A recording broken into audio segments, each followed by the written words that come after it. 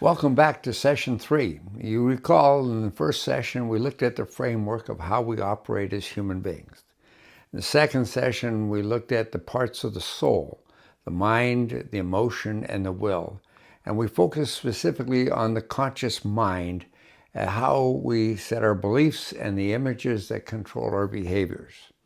In this third session, we are looking at our volitional part, the ability to make choices. But before I get into it, I need to remind you that we're looking at the conscious choices we make and the conscious beliefs we have. Psychologists tells us that 20% of all our beliefs and behaviors and activities come from within the subconscious rather than the conscious. We're only dealing with the conscious part, but you need to know there's another element that we get into. So what drives your choices? What causes your conscience? We get into a little bit of the trauma of the past, the families that you've grown up in, and to those things. But what controls your choices? What determines and influences the choices you make, or what we're dealing with in this session? I talked about this one time in 1 John 2:15, agape. Agape love is drawn out of the heart by the preciousness of the one loved. It is an unconditional commitment to an imperfect being. I have an agape love for Joshua. He's my pup. Okay? He's valuable to me. He's very precious to me. All right? That's what is precious to you. Your spouse, your kids. What is it? What do you hold precious? You know, God's love of us is an agape love for us. We are precious to Him. We are precious, very precious. Is He precious to us? Are we seeking Him? And so the verb, just to play along a little bit of Greek, but not too much. The verb agape it's happening now. It continues to happen. It's habitually happening. And if you have this agape for the world, it's a hypothetical condition, then you do not have the love of the Father in you. 1 John 2:15 and following. You can't love both. You got to choose one. You can't serve both masters. You got to choose one. How much do we love? How precious is God to us? Is He just a fire escape out of hell? How precious. How do we love Him? Do we love an image of Him, or do we love a ritual about Him? How do we love Him? Do we love Him? Is He precious to us? It's one of those things, again, it's sort of like an optical illusion. God, how do I do this? And you know the funny thing about, not funny, but amazing thing is, and I've said this many times, in 1 John 17 it says that we can love Jesus with the same love the Father loves Jesus. Can you imagine that? That the love wherein the Father loves the Son may be in us because of the Holy Spirit that He shed abroad in our hearts. And we can love Him like the Father loves Him. Boy, how do I go after that? How do I seek that? How do I have that agape love where He's everything to me? Not just a religious part of my life, but He is. He's the air that I breathe. He's the thoughts. He's central. You know what happens? When you get your mind cleared out of this other stuff, for me it was sexual fantasies and everything else and self-gratification, that type of thing. When I was able to clear that out, you have a total different mind. I'm not in the same mind anymore. The love of the Father, the love of the Son, the praise, the stuff that's in my mind. Do I still get the garbage stinking thing come? Yeah, but I switch around with that Philippians 4:8. Whatever, it doesn't belong. It's not mine. It has nothing to do with me. It has to do with the flesh. It's not mine. And it just frees your mind to love the Father like you've never loved Him before. It's like a whole new world. I'm 70-some years old, and all of a sudden I discover this. Where was this 50 years ago? Where was this? Why was I so caught up in the immediate, the things I can see, the tangible. It says focus not on the things that are seen, but on the things that are not seen. For the things that are not seen are eternal. But the things that are seen are temporal. They won't last. They'll all be burnt out. What sort of people are we to be, knowing that everything, the lust of the flesh and everything else is all going to be burnt up? It's not here forever. But that's where my focus was. And it's amazing, a picture of someone 40 years ago can come into my mind as a trigger. You got to get rid of it right away. You take it captive immediately. We're coming to this. Love of the world versus love of the Father. The lust of the flesh, passion, feel pleasure, whether it's sex, drugs, or whatever else, whatever makes you feel good. If the love of the world is in you, what does it consist of, the world? The lust of the flesh, the lust of the eye, and blissful pride of life. Body pleasure, materialism. How many of you have seen a brand new vehicle? Oh, I'd like that. And you focus, and your money's going to go into that, and everything else. I've often told about the story when my mom had a brand new couch. We're going back half a century or so.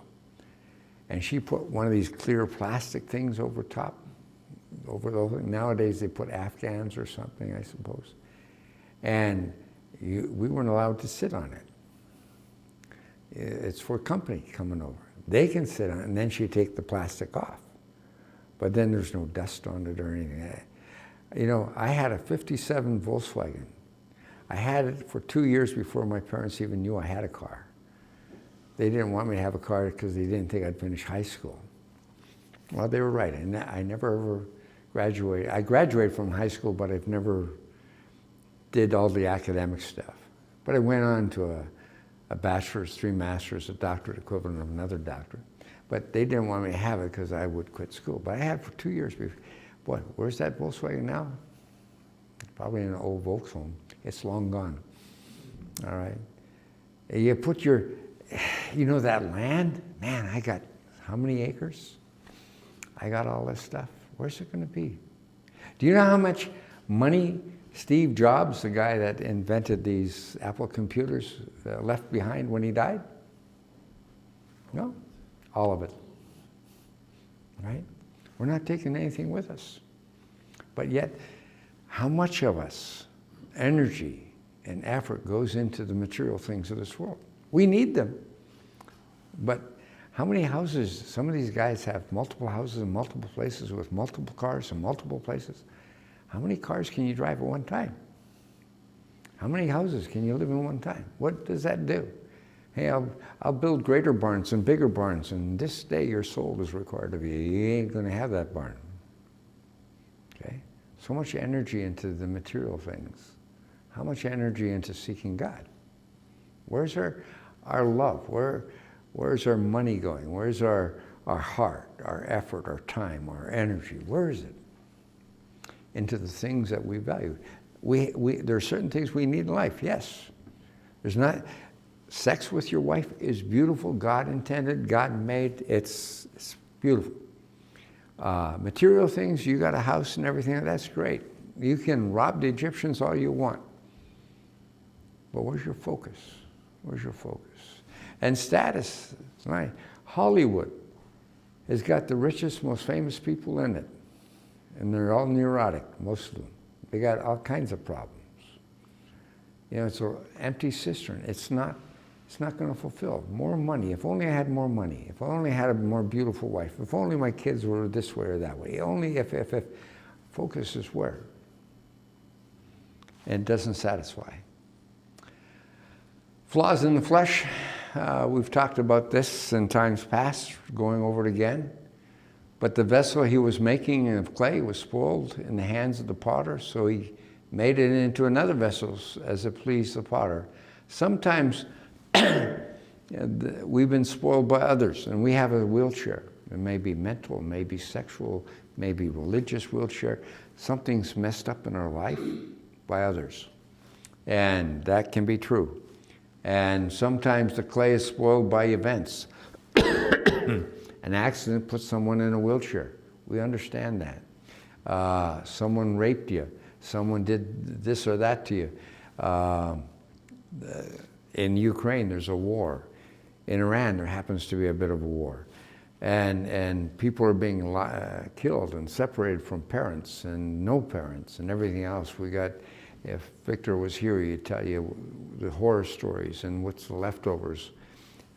When a mother comes running in and says, how do I tell my 14-year-old son his father died today at war? How do you deal with all that stuff? So there are sometimes the clay, who we are, spoiled by events. Sometimes the clay is spoiled by ignorance. We didn't know any better.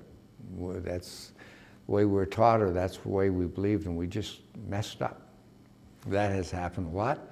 And sometimes the clay is spoiled by wrong choices, trying to find our significance and security, the core of our soul, in materialism or fame or physical pleasure, and it doesn't work out. Our past helps us to understand that, our traumatization of our past. But we do things, but there's no excuse for doing what is wrong. A lot of this is review. A lot of this is trying to put some of the pieces together. So when I'm talking about a mindset, what your mind is set on, sometimes there are destructive things right at the core of your soul. Where you're trying to get significance and security. You know, I see this a lot with mothers when the kids are small. They get their security from their kids.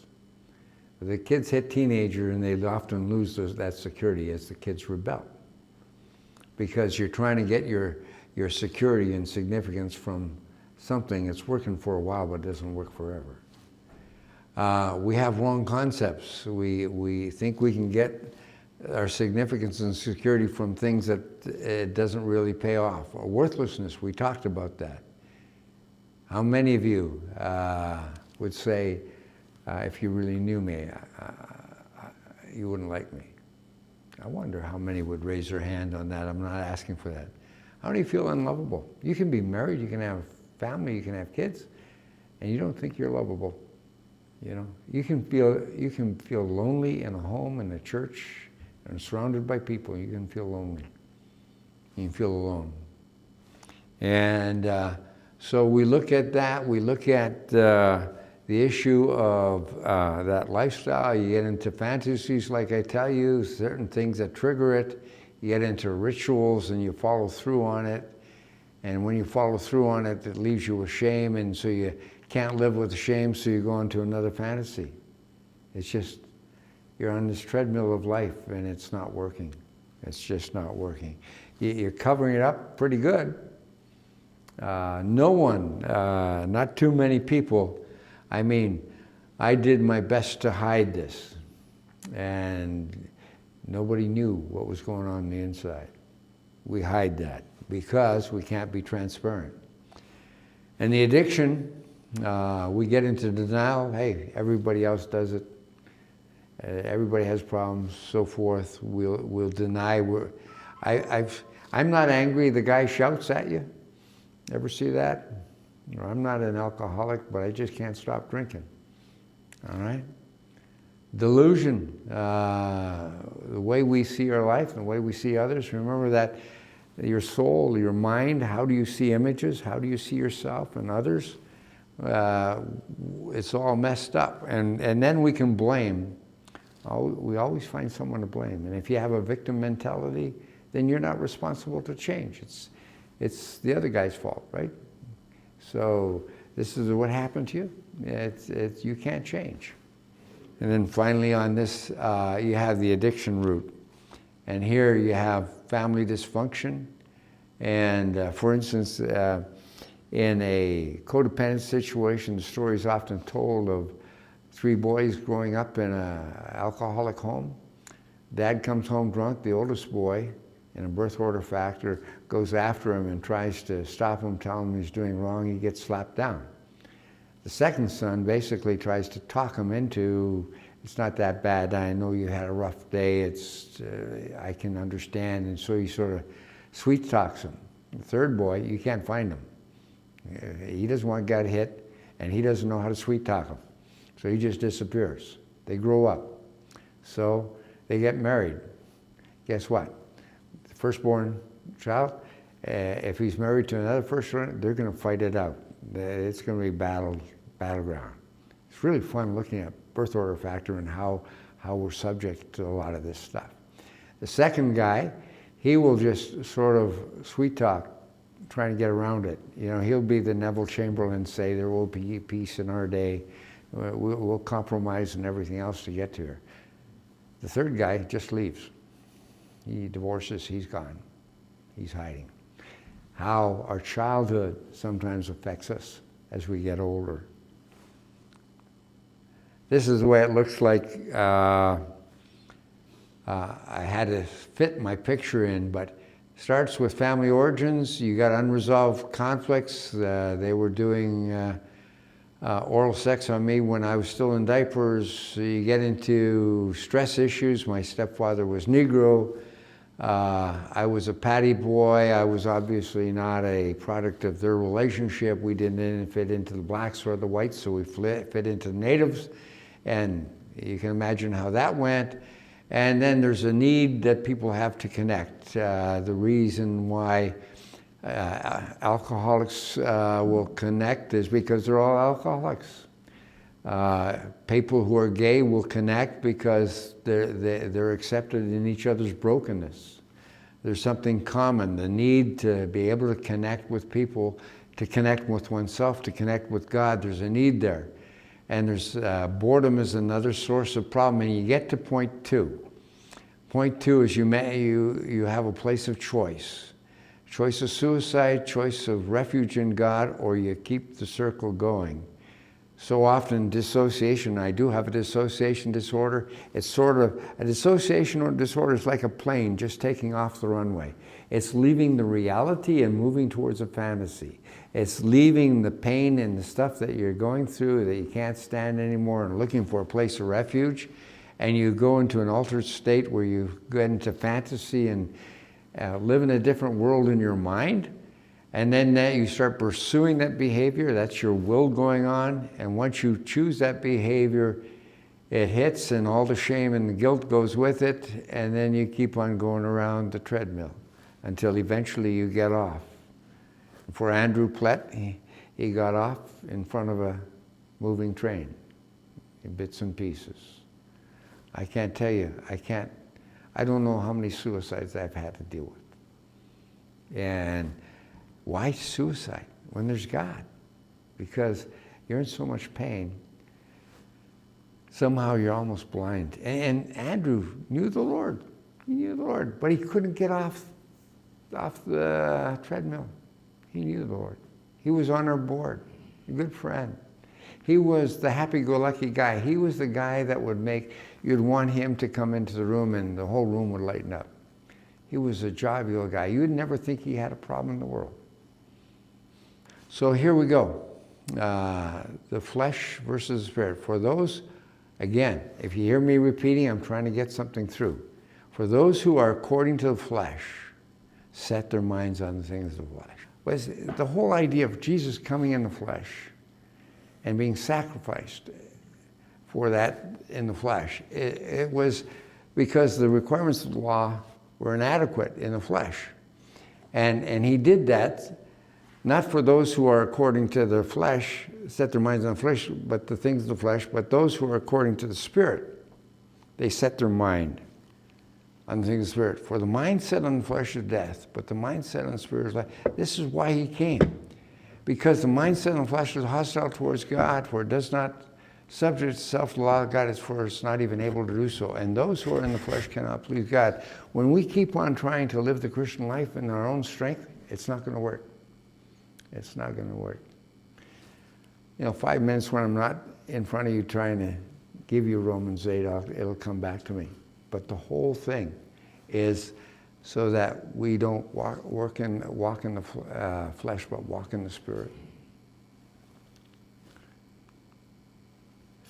All right. Zero tolerance. Taking every thought captive. What would happen to an alcoholic that would just take a small whiff and a sip of alcohol every day? Would he be free of alcoholism? No. How about a gambling addiction be overcome by just buying a scratch card once a week? Would he ever be free? How about a drug addict overcoming his addiction by a harm reduction program? Would he be free? None of them work. Will a sexual addict be overcome by just self-gratifying only once a week? No. Because what happens, it's like you've got a wound and you're always tearing the scab off once a week. Is it ever going to heal? No. We're not going to heal if we keep on feeding the area of our weakness, the area of our vulnerability. We keep on, for my case, if it was self-gratification, I'm never going to be healed because where's my mind going? What am I doing? I'm keeping, it's not being renewed, it's not being changed. It's still being held in bondage by my choice, right? And same with these other areas. You have the situation in James where tempted and driven by one's own lust, our desires, fleshly desires. You have the birthing analogy where conceived in the thoughts, the behavior is chosen, the action is consummated, the result kills. Amnon, he loved her, his sister, like unbelievable loved her. He rapes her and then he hates her even more than he loved her. How does that work? What kind of a mental mind deception is going on here? Deception alters rational perception, seeing the immediate pleasure and not the final cost. You're only looking at the pleasure. You can tolerate a lot of pain to get to the pleasure, but you don't really understand the final consequences of it.